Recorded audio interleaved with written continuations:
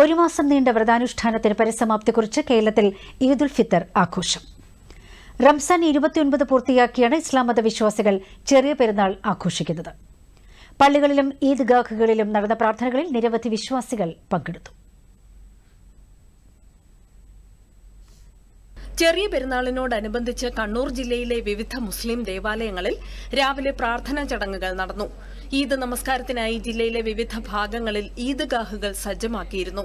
BJP ദേശീയ ഉപാധ്യക്ഷൻ AP Abdullakutty Kannur സ്റ്റേഡിയത്തിൽ നടന്ന ഈദ് നമസ്കാരത്തിൽ പങ്കെടുത്തു. പെരുന്നാൾ ആരാധനയാണ്, ആഘോഷങ്ങളും ആരാധനയുടെ ഭാഗമാണ്. മലപ്പുറത്ത് സംയുക്ത ഈദ്ഗാഹുകളിൽ ആയിരക്കണക്കിന് വിശ്വാസികൾ പങ്കെടുത്തു. പാണക്കാട് ജുമാ മസ്ജിദിൽ നടന്ന പെരുന്നാൾ നമസ്കാരത്തിന് മുസ്ലിം ലീഗ് സംസ്ഥാന അധ്യക്ഷൻ സാദിഖ് അലി ശിഹാബ് തങ്ങൾ നേതൃത്വം നൽകി. ജമാഅത്തെ ഇസ്ലാമി കേരള ആമിർ P മുജീബ് റഹ്മാന്റെ നേതൃത്വത്തിലാണ് കോട്ടപ്പടി സ്റ്റേഡിയത്തിൽ സംയുക്ത ഈദ്ഗാഹ് നടന്നത്.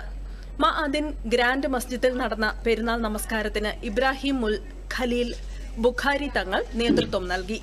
മഞ്ചേരിയിൽ നടന്ന ഈദ്ഗാഹിന് TK അഷറഫ് നേതൃത്വം നൽകി. പൊന്നാനി ഹാർബർ മൈതാനത്ത് സംയുക്ത ഈദ്ഗാഹിന് ഇത്തിഹാദുൽ ഉലമ സെക്രട്ടറി സമീർ കാളികാവ് നേതൃത്വം നൽകി.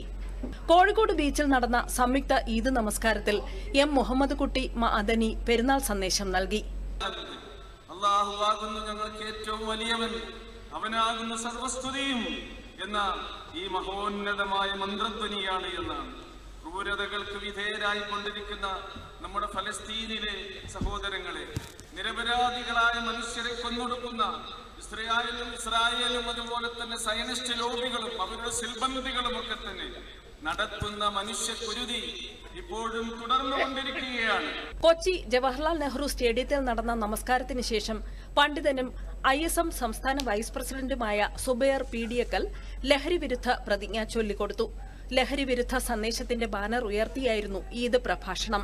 കൊച്ചിയിൽ വിവിധയിടങ്ങളിലും ഈദ് നമസ്കാരമുണ്ടായിരുന്നു. News desk, Doordarshan.